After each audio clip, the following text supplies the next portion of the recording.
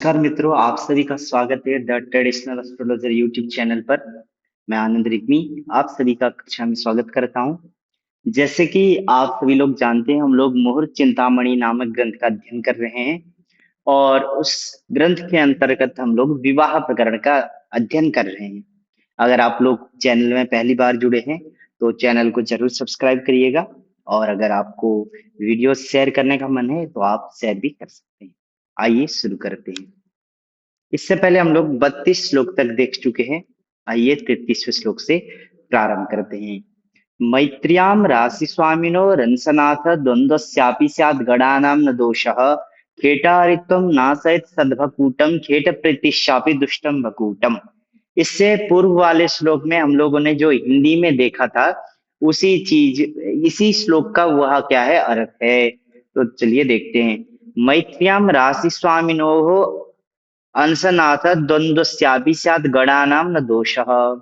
राशि स्वामिनोः और अंशनाथ द्वंद्वस्य अपि मैत्र्याम।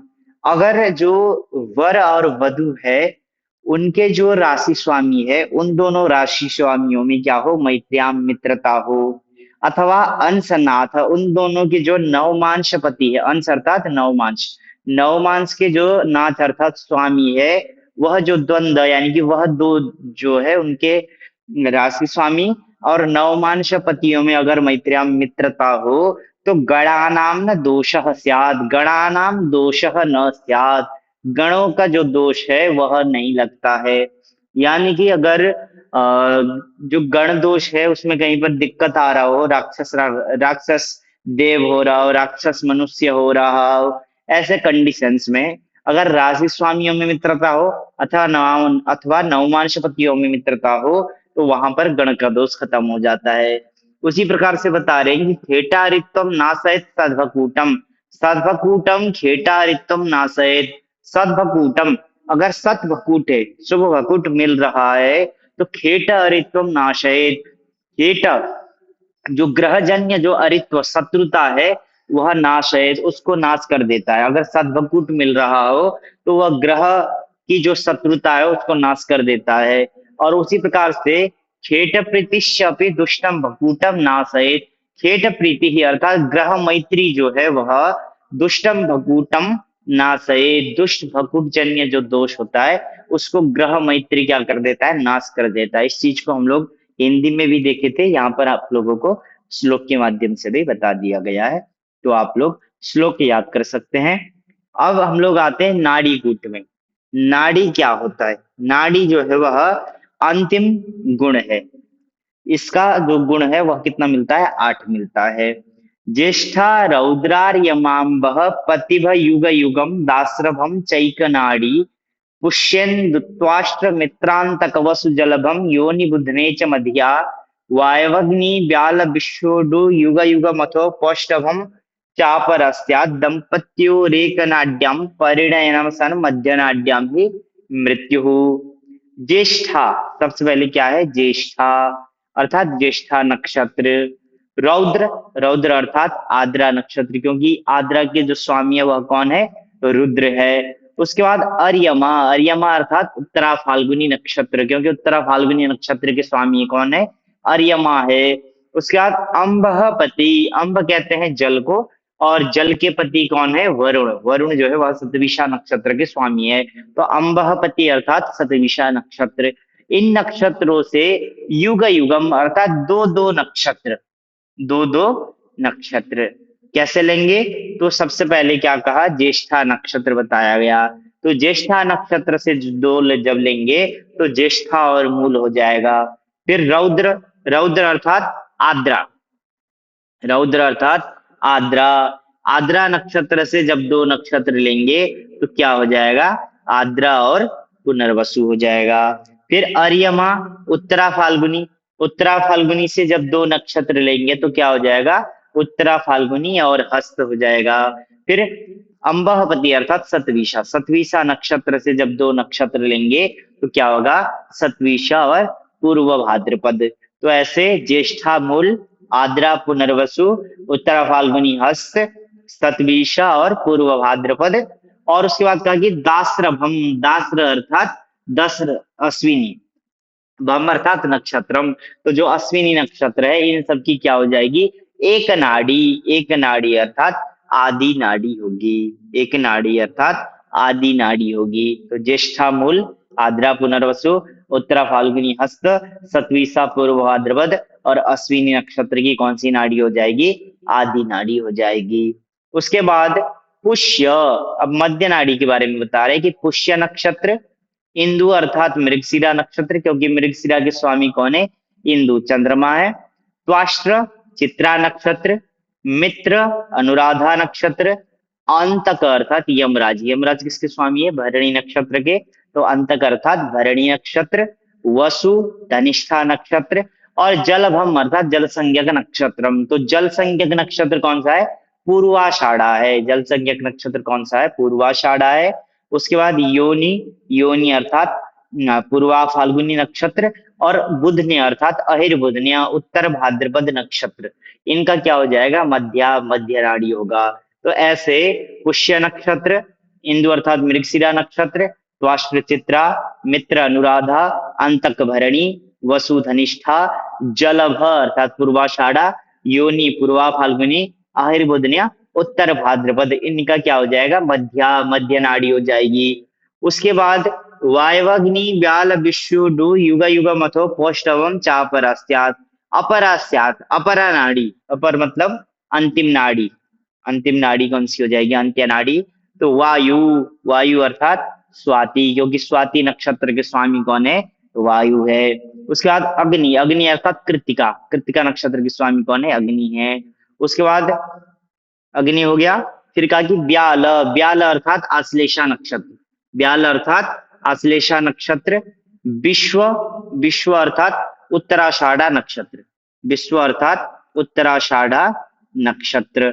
उसके बाद कहा कि उडु युग युगम, उडु यानी कि ये जो नक्षत्र है, उडु अर्थात नक्षत्र, तो इन नक्षत्रों से युग युगम यानी कि दो दो जो नक्षत्र है, वह जो नक्षत्र होंगे, और साथ में अथ अनंतरम पौष्णभम, पौष्ण अर्थात रेवती, रेवती जो नक्षत्र है उनका क्या हो जाएगा, अपरा नाड़ी स्यात्, अपरा नाड़ी होगी यानी कि अंत्य नाड़ी होगी। तो ऐसे यहाँ से दो दो लेंगे, तो वायु अर्थात स्वाति से दो क्या हो जाएंगे, स्वाति और विशाखा। फिर अग्नि अर्थात कृत्तिका, कृत्तिका से दो हो जाएंगे, कृत्तिका और रोहिणी। ब्याल कहते हैं सर्प को, तो सर्प अर्थात आश्लेषा, आश्लेषा से दो हो जाएंगे, आश्लेषा और मघा। विश्व उत्तराषाढ़ा, उत्तराषाढ़ा से दो हो जाएंगे, उत्तराषाढ़ा और श्रवण। फिर पौष अर्थात रेवती, इन जो नक्षत्र है इन नक्षत्रों की अपरास्यात क्या नाड़ी होती है, अंत्य नाड़ी होती है। फिर कहा कि दंपत्यो एक नाड्याम परिणयनम असत, दंपत्यो अर्थात पति पत्नी का, दंपत्यो अर्थात पति पत्नी अथवा जो जोड़ी है, वर वधु की जो जोड़ी है, उनमें यदि एक नाड्यम परिणयनम, एक नाड्यम जो लड़का और लड़की जो है उन दोनों का एक नाड्यम एक नाड़ी में परिणयनम अगर विवाह हो जाता है, तो वह क्या हो जाएगा, असत अर्थात अशुभ होता है, खराब माना जाता है। और मध्य नाड्याम ही मृत्यु, मध्य नाड़ी हो दोनों की, तो मृत्यु क्या होती है, मृत्यु होती है। तो इसलिए नाड़ी एक हो इसको हमेशा अवॉइड करना चाहिए, क्योंकि नाड़ी जो है वह संतान संबंधित बाधा को देने वाली होती है, इसलिए नाड़ी को, नाड़ी कभी भी मैच नहीं होना चाहिए। आगे देखते हैं, यहाँ पर जैसे मैंने बताया हुआ है, वर की नाड़ी हो गई आदि नाड़ी, वर की नाड़ी क्या हो गई, आदि नाड़ी हो गई, और कन्या की नाड़ी भी आदि हो गई, तो दोनों का नाड़ी मैच हो गया, तो कितना हो गया, 0। वैसे ही मध्य और मध्य में 0, अंत्य और अंत्य में 0। फिर आदि और मध्य में भी 8, आदि और अंत्य में भी 8, मध्य और आदि में 8, मध्य और अंत्य 8, अंत्य और आदि 8, अंत्य और मध्य 8। तो कहने का मतलब यह है कि सेम नाड़ी नहीं होनी चाहिए, सेम नाड़ी नहीं होनी चाहिए। वहां पर एक अवकड़ा चक्र में एक श्लोक भी है कि आदि नाड़ी वरम हंति, मध्य नाड़ी च कन्यकाम, अंत्य नाड्यम द्वयोर मृत्यु, ऐसे करके वहां पर दिया गया है कि अगर वर और कन्या दोनों की आदि नाड़ी हो जाएगी तो वहां पर वर का ज्यादा नुकसान होगा। और मध्य नाड़ी च कन्या काम, अगर दोनों वर वधु का दोनों का मध्य नाड़ी हो तो वहां पर कन्या के लिए नुकसान वाला होगा। और अंत्य नाड़ी होगा दोनों का, वर वधु का, तो वहां पर दोनों के लिए वह नुकसानदायक होगा। इसलिए नाड़ी को हमेशा अवॉइड करना चाहिए। अगर नाड़ी खराब हो तो विवाह नहीं करना चाहिए। अब यहाँ पर कुछ परिहार बता रहे। नाड़ी दोष के रहने पर मृत्युंजय जप करवाकर ब्राह्मणों को सुवर्ण दान देने से दोष समाप्त हो जाता है। ये मूल चिंतामणि के पीयूष धारा टीका में 6वें अध्याय के 34वें श्लोक के पीयूष धारा टीका में लिखा हुआ है कि नाड़ी दोष अगर हो तो मृत्युंजय जप करवाकर अगर ब्राह्मण को सोने का दान दे देंगे तो वहां पर दोष खत्म हो जाता है और वहां पर विवाह किया जा सकता है। फिर एक दैवज्ञ रंजन में एक चीज मिलती है कि वर कन्या का रोहिणी, आद्रा, पुष्य, मघा, विशाखा, श्रवण, उत्तर भाद्रपद, रेवती नक्षत्र होने पर नाड़ी दोष समाप्त हो जाता है। यानी कि वर और वधु का इनमें से ही कोई नक्षत्र हो तो भी जो है वह जो नाड़ी दोष है वह क्या हो जाता है, खत्म हो जाता है। ये बताया गया है। अब इसके बाद कहते हैं कुछ यहाँ पर अन्य टॉपिक अब शुरू होता है। पौष्णेश साक्राद रस सूर्य नंदा पूर्वार्ध मध्या परभाग युग्मम भर्ता प्रिय प्राग युजिभे स्त्रियाः स्यात् मध्य द्वयोः प्रेम परे प्रिया स्त्री। अब यहाँ पर कुछ कुछ ग्रंथों में ये अब जो कुछ श्लोक है वो आगे पीछे दिए हुए हैं। किसी में ये श्लोक जो है 37 नंबर पे है, किसी में 35 नंबर पर है, ऐसे है। तो आप अगर आपको ये श्लोक अगर अपनी बुक में नहीं मिल रहा हो तो आगे पीछे देखिएगा, वहीं आसपास कहीं पे मिल जाएगा। किसी में 35 नंबर पर है, किसी में 37 में, किसी में 38 है, ऐसे करके दिया हुआ है। तो पौष्ण, पौष्ण अर्थात रेवती, पौष्ण अर्थात रेवती। ईश, ईश अर्थात आद्रा, ईश अर्थात शिव, और शिव जो है वह आद्रा नक्षत्र के स्वामी है। उसके बाद साक्र, साक्र अर्थात ज्येष्ठा। उसके बाद रस, अब यहाँ पर कहा कि पौष्ण अर्थात रेवती नक्षत्र से रस 6 जो नक्षत्र है, ठीक है, रेवती नक्षत्र से 6 नक्षत्र हो गए। ईश, आर्द्रा जो नक्षत्र है वहां से सूर्य 12 नक्षत्र हो गए। उसके बाद शाक्र अर्थात ज्येष्ठा नक्षत्र से नंद अर्थात 9 नक्षत्र हो गए। तो पौष्ण रेवती से रस अर्थात 6 नक्षत्र क्या हो जाएंगे, रेवती से मृगशिरा तक हो जाएंगे। ईश, आद्रा से सूर्य अर्थात जो 12 नक्षत्र है वह कहाँ तक हो जाएंगे, आद्रा से अनुराधा तक हो जाएंगे। फिर साक्र ज्येष्ठा से नंद अर्थात जो 9 नक्षत्र है वह उत्तर भाद्रपद तक हो जाएंगे। तो इनको जो है वह पूर्वार्ध, मध्य और अपर भाग युग्मम, पूर्वार्ध, पूर्वार्ध कहा गया है, दूसरा मध्य और तीसरा अपर भाग। यानी कि जो ये जो रेवती आदि है इनको पूर्वार्ध के नक्षत्र माने गए हैं, जो आद्रा आदि है इनको मध्य के नक्षत्र माने गए हैं, और जो ज्येष्ठा आदि है इनको अंत्य अर्थात अपर भाग के नक्षत्र माने गए हैं। अब इसका फल क्या है, तो कहा कि भर्ता प्रिय प्राग युजिभे स्त्रियाः स्यात् मध्ये द्वयोः प्रेम परे प्रिया स्त्री। कहा कि प्राग युजिभे, पूर्व के जो नक्षत्र है, पूर्व के जो नक्षत्र है, पूर्व के जो जो ये नक्षत्र बताए गए हैं उनमें अगर क्या होगा, भ अर्थात नक्षत्र होगा दोनों का, लड़का और लड़की अथवा पति पत्नी, यहाँ पति पत्नी कहना श्रेष्ठ रहेगा, पति पत्नी दोनों का अगर पूर्वार्ध में नक्षत्र पड़ता है, यानी कि रेवती से लेके मृगशिरा के बीच में अगर पति पत्नी दोनों का नक्षत्र पड़ता है तो भर्ता प्रिय, जो लड़की होगी जो पत्नी होगी उसको कौन प्रिय होगा, भर्ता पति ज्यादा प्रिय होगा। फिर कहा कि स्त्रियाः स्यात् मध्ये, अगर दोनों का नक्षत्र ये जो आद्रा से लेके कहाँ तक का भाग, आद्रा से लेके अनुराधा तक के भाग के बीच में अगर पति पत्नी दोनों का नक्षत्र पड़ता है तो स्त्रियाः स्यात्, स्त्री जो है वह क्या होती है, प्रिय होती है, पति के लिए पत्नी जो है वह प्रिय होती है। उसके बाद ताकि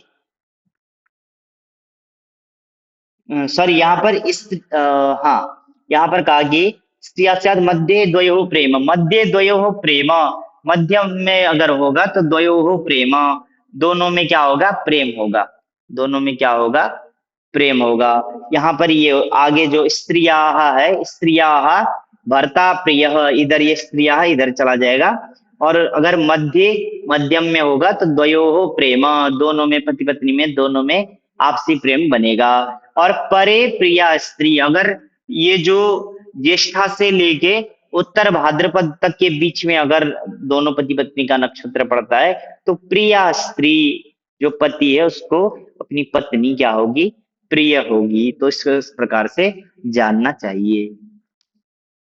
अब यहाँ पर जो नाम होते हैं, उन नाम के अक्षर के हिसाब से यहाँ पर क्या बताया गया है कि कौन कौन सा वो होगा, इनके कौन कौन से स्वामी होंगे, उसके बारे में बताया गया है। अब यहाँ पर देखिए, अ क च ट त प यश वर्गाः खगेश मार्जार सिंह सूनाम सर्पाखो मृगादीनाम निज पंचम वैरिणाम अष्टौ। अर्थात अवर्ग, अर्थात अवर्ग जितने भी स्वर है वह किस में आ जाएंगे, अवर्ग में आ जाएंगे। क वर्ग हो जाएगा क ख ग घ ङ, ये हो जाएगा। च वर्ग हो जाएगा च छ ज झ य। ट वर्ग हो जाएगा ट ठ ड ढ ण, त थ द ध न, प फ ब भ म, य र ल व, फिर श श श श श श श ह, ये हो जाएगा। ठीक है। अब अवर्ग, कवर्ग, चवर्ग, टवर्ग, तवर्ग, पवर्ग, यवर्ग, शवर्ग, तो ऐसे आपको पता चल गया कि आपका जो नाम है वह किस वर्ग के अंतर्गत आएगा। कवर्ग में क से लेके ङ तक इस बीच में आएगा, ऐसे करके। ठीक है। तो अब यहाँ पर इनके स्वामी बता रहे हैं। सबसे पहले अवर्ग के स्वामी, अवर्ग के स्वामी कौन है, खगेश। खग कहते हैं पक्षी को, पक्षियों के स्वामी कौन है, गरुड़ है। तो अवर्ग के स्वामी कौन होंगे, खगेश अर्थात गरुड़ होंगे। फिर कवर्ग के जो स्वामी होंगे वह मार्जार, मार्जार अर्थात बिल्ली। उसके बाद ठीक है, चवर्ग के जो स्वामी होंगे वह कौन होंगे, सिंह होंगे। फिर टवर्ग के स्वामी सून अर्थात कुत्ता। फिर तवर्ग का स्वामी सर्प। ठीक है। पवर्ग का स्वामी आखू, आखू अर्थात चूहा। फिर यवर्ग का स्वामी मृग, यवर्ग का स्वामी मृग। ठीक है। और उसके बाद जो शवर्ग है यहाँ पर आदि नाम हो गया है, ये वह होगा। ठीक है, वह होगा। अवि है, अवि शब्द है, मृगा वीनाम करके है, मृगा वीनाम। अवि मतलब होता है भेड़ होता है। अवि मतलब क्या होता है, भेड़ होता है। भेड़ बकरी को अवि कहते हैं। तो यहाँ पर ये इन लोगों का बताया गया। फिर ये लास्ट में बता रहे कि निज पंचम वैरिणाम अष्टौ। अष्टौ ये जो वर्ग है वह कितने हैं, अष्टौ, 8 है। और इसमें जो निज पंचम, अपने से जो पंचम होगा वह क्या होगा, वैरी होगा, शत्रु होगा। जैसे यहाँ अवर्ग से अगर गिनेंगे तो एक, एक, दो, तीन, चार, पांच। ठीक है, एक, दो, तीन, चार, पांच, कितना हो गया, 5 नंबर का हो गया। अब अवर्ग का क्या है, गरुड़ है। और तवर्ग का क्या है, सर्प है। तो गरुड़ और सर्प में दुश्मनी होती है, आप जानते ही हैं। फिर कवर का अगर देखेंगे तो कवर का क्या है, मार्जार है, बिल्ली है। यहां से गिनेंगे एक, दो, तीन, चार, पांच। और पवर्ग का क्या है, मूषक है। बिल्ली और चूहे में भी दुश्मनी होती है, आप जानते हैं। फिर उसके बाद चलते हैं चवर्ग। चवर्ग का क्या है, सिंह है। फिर चवर्ग से गिनेंगे एक, दो, तीन, चार और पांच। ये कौन सा वर्ग आ गया, यवर्ग आ गया। और यवर्ग का क्या है, मृग है। तो सिंह और मृग में भी दुश्मनी होती है, आप जानते ही है। फिर टवर्ग का कुत्ता हो जाएगा। फिर एक, दो, तीन, चार, पांच। ठीक है, एक, दो, तीन, चार, पांच। और शवर्ग का जो है वह हो जाएगा भेड़। तो कुत्ते और भेड़ में भी दुश्मनी होती है। फिर चलते हैं तवर्ग में। तवर्ग का क्या है, सर्प है। तो एक, दो, तीन, चार और पांच, वही सर्प और गरुड़। ठीक है। फिर पवर्ग का क्या है, पवर्ग का हो जाएगा मूषक। फिर आ जाएगा मूषक और बिल्ली वाला। फिर यवर्ग का हो जाएगा मृग। फिर मृग और कुत्ते वाला आ जाएगा। फिर सवर्ग आ जाएगा आपका, शवर्ग आ जाएगा भेड़। तो एक, दो, तीन, चार, पांच। और टवर्ग का क्या आ जाएगा, कुत्ता आ जाएगा। ठीक है। यहाँ पर मृग और सिंह वाला था, यहाँ पे मृग और सिंह और भेड़ और कुत्ते वाला। तो ऐसे करके इसको जाना जाता है। तो जिस भी वर्ग से आप नाम मैच कर रहे हैं, अगर बुलाने वाले नाम से मैच कर रहे हैं, तो वैसे में ये ध्यान देना चाहिए कि जो आपका नाम जिस वर्ग से आ रहा है उससे पांचवा आपके पार्टनर का नहीं आना चाहिए। इसी प्रकार से अगर आप किसी से जो है बिजनेस करना चाहते हैं साथ में मिलके, तो वैसे में भी आप इसको ध्यान दे सकते हैं। और किसी से दोस्ती करना चाहते हैं तो उसमें भी इस चीज को आप ध्यान दे सकते हैं। अब यहाँ पर कुछ विशेष चीजें बताई गई, कुछ विशेष चीजें बताई गई कि नाड़ी दोष कैसे नहीं लगता है। कहा कि रास्यैके चेद भिन्न वृक्षम द्वयोः स्यात् नक्षत्रैके राशियुग्मं तथैव नाड़ी दोषो नो गणानां च दोषो नक्षत्रैके पादभेदे शुभम स्यात्। कहा कि राशि ऐक्य भिन्नम वृक्षम चेद, अगर राशि ऐक्य राशि में एकता हो लेकिन भिन्नम वृक्षम चेत, भिन्न भिन्न नक्षत्र हो, ठीक है। जब नाड़ी मैच होगा तो उसमें कैसे कंडीशन में नाड़ी दोष नहीं लगता है उसके बारे में बताया जा रहा है। कहा कि राशि एक हो लेकिन नक्षत्र भिन्न भिन्न हो, ठीक है। राशि एक हो लेकिन नक्षत्र भिन्न भिन्न हो तो क्या नहीं लगता है, नाड़ी दोष नहीं लगता है, एक चीज।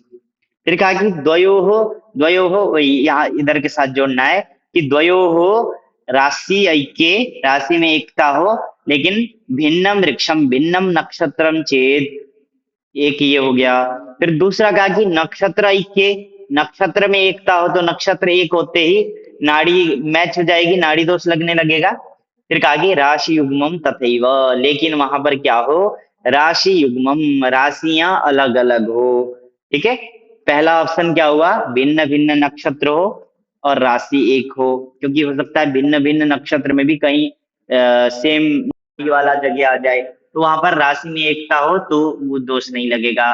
फिर कहा कि नक्षत्र में एकता हो लेकिन राशि अलग अलग हो जाए तो भी नाड़ी दोषो नो गणानां च दोषः, नाड़ी दोषः न, नाड़ी दोष भी नहीं लगता है, और गणानां च दोषः न, गण का दोष भी नहीं लगता है।